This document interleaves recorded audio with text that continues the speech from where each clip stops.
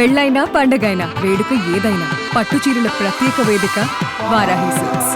నమస్కారం, welcome to Suman TV. నేను గీతాంజలి. ప్రస్తుతం మనతో పాటు భారతీయ శంకరపీఠం వ్యవస్థాపకులు, ప్రముఖ ఆధ్యాత్మికవేత్త, బ్రహ్మశ్రీ అన్నవరపు తిరుపతిమూర్తి అవధాని గురువు గారు ఉన్నారు. వారితో మాట్లాడదాం.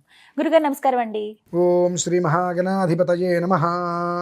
అందమైన వేళ్ళకి చక్కటి ఉంగరాలండి. అవునండి. వెంకటేశ్వర స్వామి వారు అలా నుంచునున్నారంతే. అలాగే లక్ష్మీ అమ్మవారు, సాయిబాబా, వినాయకుడు, హనుమంతుల వారివి ఎంత చక్కగా పెట్టుకుంటున్నారో ఉంగరాలు. అయితే నేను ఇలా పలానా గ్రూప్ ఆఫ్ పీపుల్లా కూర్చున్నప్పుడు డిస్కషన్ వచ్చింది, అసలు అలా దేవుడి విగ్రహాలని మీరు దేవుడి రూపుల్ని అలా ఉంగరాలుగా పెట్టుకోకూడదు అని. కొంతమంది అక్షరాల నిజమమ్మాది. నిజమా? అక్షరాల ఇది నిజం. ఎప్పటి నుంచో పెట్టుకుంటున్నారు కదా గురువు గారు. అందుకని ఎప్పటి నుంచే పాపం మనం చుట్టుకుంటూనే ఉంటుంది. దీనివల్ల దోషం ఏంటండి అసలు? మీరు ఆడవాళ్ళగా కూర్చున్నారు కాబట్టి ఇక్కడ నేను కొన్ని మాటలు మాట్లాడకూడదండి. కానీ మీరు ఒక విషయం గురించి ప్రశ్నగా అడుగుతున్నారు కాబట్టి 10 మందికి చెప్పడం కోసం చెబుతున్నా. ఇది చాలా మంది అడిగారు. ఎప్పుడూ కూడా చేతులకి భగవద్దత్తమైన ఉంగరాలు పెట్టకూడదు. అవునా? మెడలో కాయిన్ రూపు అలా మీరు వేసుకోండి. అక్కడ వరకు దానికి ఏ దోషము అంటూ ముట్టుమైన ఏ దోషాలు ఉండదు మెడలో ధరించేటువంటి దానికి. కానీ చేతికి పెట్టినటువంటి ఉంగరాలు, అందులోనూ మొన్న చూసా ఆ వెంకటేశ్వర స్వామి ఉంగరం ఆ వేల కన్నా 4 ఇంతలు ఉందండి. ఇంత పెద్దగా పెట్టుకుంటారు. ఇటు దశావతారాల ఉంగరం అని చెప్పి అటు ఉంది ఇటు ఉంది. అది సరే ఎంత బరువుంద విషయం మనకెందుకు, కానీ ఆ వేలకి 2 ఇంతలు 3 ఇంతలు పెట్టుకుంటే నేను అనుకున్నా, భగవంతుడా తెలియక వాళ్ళు చేశారు, ఆ తప్పును మరణించు భగవంతుడా అంట. ఏంటండి తప్పేంటి? ఉదయం ఇంట్లో స్నానం చేసి బయలుదేరి ఆఫీస్కి వెళ్ళారు. ఆఫీస్లో కూర్చున్నారు, ఉదయం నుంచి సాయంత్రం వరకు కూర్చున్నారు. మధ్యలో మీరు వాష్రూమ్కు వాళ్ళు వెళ్తారా వెళ్ళరా? వాష్రూమ్కి వెళ్ళినప్పుడు మీ చేతిగా ఉంగరం ఉంటుందిగా, అక్కడ వరకు మీరు వాష్రూమ్కి వెళ్ళినప్పుడు మీరు చేతిగా ఉంగరం ధరించినప్పుడు అది ఎంతవరకు మీకు అది ఉపయుక్తంగా మీరు చేసేటువంటి పనికి అక్కడ దానికి మీకు ఎంతవరకు ఉపయుక్తంగా ఉంటుంది అనేటువంటి విషయం ఆలోచించుకోవాలి. అది ఒక్కసారి గమనిస్తే చేతికి ఎవరు ఉంగరాలు పెట్టుకోరండి. అదేంటండి మేము ఒక్క వాష్రూమ్కి వెళ్ళి ఉంగరం తీసి అక్కడ పెట్టేసి వెళ్తామండి. చెప్పటం వేరు, ఆచరించటం వేరు. మేము ప్రశ్న చేస్తే వెంటనే మేము తీసి పక్కన పెట్టేసి వెళ్తామండి అని చెప్తారు. ఆచరణలో వస్తుందా పని? ఆచరణలో రాదు. 24 గంటలు అమెరికాకి ఫ్లైట్లో వెళ్తారు, మధ్యలో వాష్రూమ్కి వెళ్ళాల్సి వస్తుంది. మీరు తీసి అక్కడ పెట్టి వెళ్తారా? కాదు కదండి. అంటే చేతికి ఎందుకు ఉంగరాలు పెట్టుకోకూడదు అని అంటే కొన్ని పరిస్థితులతో అస్పృశ్యమైనటువంటి స్పృశించవలసిన పరిస్థితి వస్తుంది. ఆ వాటిని స్పృశించినప్పుడు నీ చేతికి ఉన్నటువంటి ఆ భగవంతుడి ఉంగరం ఉన్నప్పుడు ఆ అస్పృశ్య దోషం అనేటువంటిది ఎంతవరకు నీకు ఆపాదిస్తుంది అనేటువంటి విషయాన్ని గమనించుకోవాలి. ఆ కారణం చేతనే భగవంతుడు ఉంగరాలు చేతికి పెట్టవద్దు. అసలు ఏ రూపు కూడా. అదే ఇక్కడ కనుక మగవాడు కూర్చున్నట్లయితే ఇంకా దారుణంగా చెప్పేవానండి, నేను పచ్చిగా చెప్పేసేవాడిని. అంటే ఇంక ఇప్పుడు ఎలాంటి వీడియోలు వస్తున్నాయంటే గురువుగారు, ఇప్పుడు ఉదాహరణకి లక్ష్మీ అమ్మవారిది అనుకోండి, ఎటువైపుకి పెట్టాలి, పాదాలు ఎటు రావాలి, శిరస్సు ఎటువైపు ఉండాలనేవి కూడా నీట్గా ఎక్స్ప్లెయిన్ చేసి చెప్తున్నారు. అంటే పెట్టుకోవచ్చు. వినే వాళ్ళకి బుద్ధి జ్ఞానం లేదు, చెప్పే వాళ్ళకి అసలు విషయ పరిజ్ఞానం లేదు. అంతేనా? కొంచెం లాజిక్ అమ్మా, కొంచెం లాజిక్ ఆలోచించండి. మీకు చెబుతున్నా నేను, కొంచెం లాజిక్ ఆలోచించండి. దేవుడు మీరు మామూలుగా ఏదైనా బంగారం పెట్టుకోదండి, కానీ దేవుడి రూపం ఉంది అన్నప్పుడు అది పెట్టుకున్నప్పుడు మీరు వాష్రూమ్లోకి వెళ్ళేటువంటి పరిస్థితుల్లో మీ యొక్క స్థితిగమనాలు ఎలా ఉంటాయి, తర్వాత మేము చేతులు కడుక్కుంటాం కదండి అనొచ్చు.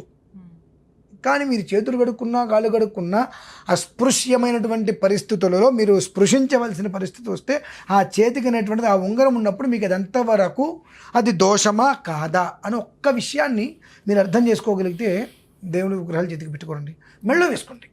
మెడలో వేసుకోవచ్చు, శుభ్రంగా వేసుకోవచ్చు. లేదు ఒకవేళ మీకు ఖచ్చితమైన నిర్ధారణ ఉంది, నేను పక్కన పెట్టి వెళ్తా అంటే అది మీ ఇష్టం.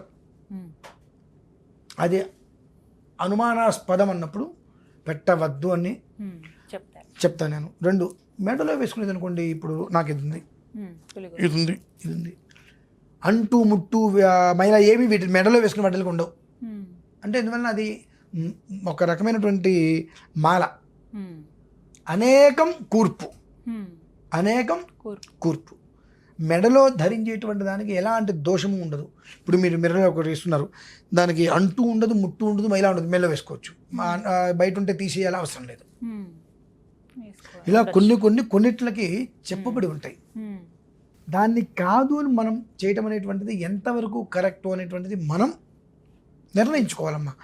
ఎవరో ఏదో చెప్పారు, స్వామివారిని ఇటు పెట్టండి, తలకిందలుగా పెట్టకండి, పైకి పెట్టండి, లక్ష్మీవారిలా పెట్టండి, మంచి దృష్టి. చాలా వీడియోస్ వస్తాయి. అంటే ఇక్కడ ఎలా ఉందంటే చెప్పేవాడికి వినేవాడు లోకువా, లేదంటే వినేవాడికి చెప్పేవాడు లోకువా, ఎక్కడో ఉంది మొత్తానికి. ఉమ్, అది ఏదనేటువంటి విషయం మనం గమనించుకోవాలి.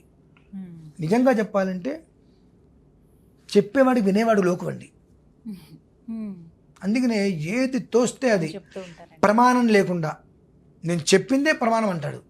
ఉమ్, గ్రంథం ఉందా, నేను చెప్పాగా నువ్వు విను, నా మాటే శాసనం అన్నట్టుగా అనిపిస్తూ ఉంటుంది. ఇది ఇటువంటిప్పుడు నాకు కొన్ని గుర్తొస్తాయండి. ఉమ్, ప్రజ్వలిత అగ్ని శిఖాసదృశ సమాన్వితుడైన మార్కండేయ మహర్షి వారు ఉమ్, జ్ఞానం ఏమాత్రము లేని వాళ్ళు వీధి వెంబడి తిరిగి బ్రహ్మోపదేశం చేస్తాము, మేమంతటి వాళ్ళము అని ప్రవచనాలు చేస్తామని చెప్పి ఉమ్. చెబుతూ ఉంటారని చెప్పి భారతంలో అరణ్యవాసం పూర్తి చేసుకుని అజ్ఞాతవాసానికి వెళ్ళేటువంటి సమయంలో ధర్మరాజు వారికి వివరిస్తారు. నాకు ఈ కొంతకాలం ఇవన్నీ చూస్తుంది ఇదే కనిపిస్తుంది. అలా అనిపిస్తుంది. ఉమ్, జనాలకి ఈ మాత్రం కొంచెం కూడా వాళ్ళకి నాలెడ్జ్ లేదా, వినే వాళ్ళకి చిన్న చిన్న విషయాన్ని కూడా మనం ఎందుకు పసిగట్టలేకపోతున్నాం, ఎందుకు అర్థం చేసుకోలేకపోతున్నాం ఉమ్. అనేటువంటిది అనిపిస్తూ ఉంటుంది. చెప్పాలి, ఎట్లా చెప్పాలి, ఇవాళ మీరు అడిగారు ఈ రకంగా. ఉమ్, అంతేనమ్మా. ఇదొక్కటి కాబట్టి తెలుసుకోవాలి ఎప్పుడూ విగ్రహాలు. కూడా ఇక మీరు ఏదైనా పెట్టుకోండి, మెడలో వేసుకునేవి ఏవైనా పర్వాలేదండి. మెడలో అయితే వేసుకోవచ్చు విగ్రహాలు ఏవైనా. ఏదైనా మెడలో వేసుకోవచ్చమ్మా. ఉమ్, మొన్నటి వరకు నా మెడలో ఇంత లక్ష్మీనారాయణ వారి రూపు ఉంది, అవును. వేసుకుంటా. మెడలో వేసుకున్నటువంటిది ఏదైనా మీరు వేసుకోండి. ఉమ్, చేతికి ఉంగరాల విషయంలో మాత్రం. అది బహుశా మీకు ఏదైనా రాత్రిపూట నిద్రలో ఇలా చేయి తగిలి పెరిగిపోతుందేమో అనుకుంటే రాత్రిపూట తీసి పక్కన పెట్టండి. లేదు, సాంసారిక జీవితంలో ఉన్న మెడలో వేసుకున్నటువంటి దానికి దోషం లేదు, ఉండదంటారు. అది విషయం. ఎందువల్ల అంటే ఉమ్, మెడలో వేసేటువంటిది మంగళసూత్రం ప్రధానమైనటువంటిది. అవును. నీకు కుటుంబ జీవితం ఏదైనా రావాలంటే అదే ప్రధానం. దానికి లేని దోషం ఇంకా దేనికి ఉంటుంది? చిన్న విషయాలు మనం గమనించాలి. కాబట్టి ప్రతిదీ కూడా దానికి బలాన్ని చేకూర్చేవి. నువ్వు మెడలో ఒకటి ఎందుకు వేసుకున్నావు, దానివలన నువ్వు వృద్ధి కలగాలి. నువ్వు వృద్ధి కలగాలంటే నీ మాంగళ్యానికి బలం రావాలి. నీ మాంగళ్యానికి బలం రావడం అంటే అతను క్షేమంగా ఉండటమే కదా. అంతే. అంటే ఎందుకు వేసుకోవాలి? ఉమ్, హృద్రోగం మమ సూర్య హరిమానం జనాశయ. ఈ మెడలో ఒక పదార్థం, అది మాల కావచ్చు ఏదైనా వేసుకోవడం వలన 10 రకాలైన శక్తులు లోపలికి వెళ్ళి ఆ స్త్రీకి మాంగళ్య బలాన్ని పెంపొందిస్తుందమ్మా. ఉమ్, ఆ స్త్రీకి మాంగళ్య బలం పెరిగింది అంటే అతను దీర్ఘాయుష్మంతుడిగా ఉన్నట్టేగా, అతనికి ఎలాంటి అనారోగ్యం లేనట్టేగా. దానికోసమే స్త్రీలు మెడలో వేసుకోవాలి. పురుషులు కూడా మెడలో మాల వేసుకుంటారు. వాళ్ళు ఏ అనుష్ఠానం చేసినా తీయరు. వాళ్ళు ఎందుకు వేసుకుంటూ ఉంటారు అని అంటే వాళ్ళు చేసేటువంటి నిత్యానుష్ఠానం అనేటువంటిది కుటుంబ వృద్ధికి పనిచేస్తుంది. లేదు, అనుష్ఠానంతో ఉండేది ఒక మాల వేసుకున్నారు, సూర్యకాంతి నుంచి అది శక్తిని తీసుకుంటుంది. మాల ఏదైనా సరే సూర్యకాంతి నుంచి శక్తిని తీసుకుంటుంది. ఆ శక్తి కుటుంబానికి వృద్ధి చూపిస్తుంది. సో ఈ ఇద్దరూ కూడా మెడలో ధరించడం వలన ఆ కుటుంబం అనేటువంటి సమృద్ధిగా ఉంటుంది, ఇబ్బందులు లేకుండా. కాబట్టి ఆ ప్రయత్నాలు చేయండి. మినహాయిస్తే దేవుడు ఉంగరాలు చేతిలో పెట్టుకోవడం ఇటువంటివి కొన్ని నిషేధించడం మంచిది అనేటువంటిది నా అభిప్రాయం. అదే ఈ మధ్య అవే చూస్తే సింహం లాంటివి ఒకటి పెట్టుకుంటున్నారు గురువు గారు. మీరు బొమ్మలు ఏవైనా పెట్టుకోండి అమ్మా. సింహం లాంటి పర్వాలేదు. ఇక బొమ్మ అనేటువంటిది ఏదైనా పెట్టుకోండి. తాబేలు పెట్టుకుంటున్నారు, పర్వాలేదా? దేవుడి విగ్రహాలు మాత్రమే వద్దు, రూపులు ఏవైతే ఉన్నాయి అలాగే గురుగారు. అసలు బొమ్మలు అంటే ఆకృతి కేవలం. సింహం పెట్టుకుంటే మీరు సింహం మొహం మాత్రమే పెట్టుకుంటారు, సింహం మాత్రం పెట్టట్లేదు కదా. కాకపోతే ఏమిటి అంటే ఏదన్నా పేర్లు అక్షరాలు లేదంటే మామూలుగా రింగ్స్ తప్పితే ఏదైనా పెట్టుకుంటున్నప్పుడు కాస్త జాగ్రత్తగా ఆలోచించి మీరు వెళ్ళేటువంటి గమనాన్ని చూసేటువంటి విధానాన్ని అనుసరించి ఎందుకు అనకూడదు. కానీ పేకాట ఆడే వాళ్ళని చూశాను, ఇట్లా తగిలిచ్చాడతాడు. ఇంకేం చెప్తా ఉండి వాళ్ళకి మనం ఇలా కళ్ళగద్దుకుంటాడు, ఆ ఉంగరాన్ని పేకకి తగిలిస్తాడు, ఇలా ఆడతాడు, ఆట పోతుంది, అదే ఉంగరం తీసుకెళ్ళి తగ్గట్టు పెడతాడు. దేవుడా. ఇంకా ఇంతకు మీద నేను చెప్తే బాగోదమ్మా. ఇంకా కాబట్టి ఏదైనా చేసేటువంటి పని మనకు వృద్ధి తీసుకురాకపోయినా నష్టం లేదు కానివ్వండి, వినాశనం తేవద్దు. నష్టపోయేటువంటిది, ఇబ్బందులు పడేటువంటిది మనకు లేకపోతే చాలు. వృద్ధికి వెళ్ళిపోవాలి, కోట్ల రూపాయలు సంపాదించాలని ఆశ వద్దు. ఉన్నదానికి నాకు దక్కకుండా ఉంటే చాలు కోరుకోండి. ఇటువంటి పాటల వల్ల అంతే. ధన్యవాదాలు గురుగారు. రమేశ్వర.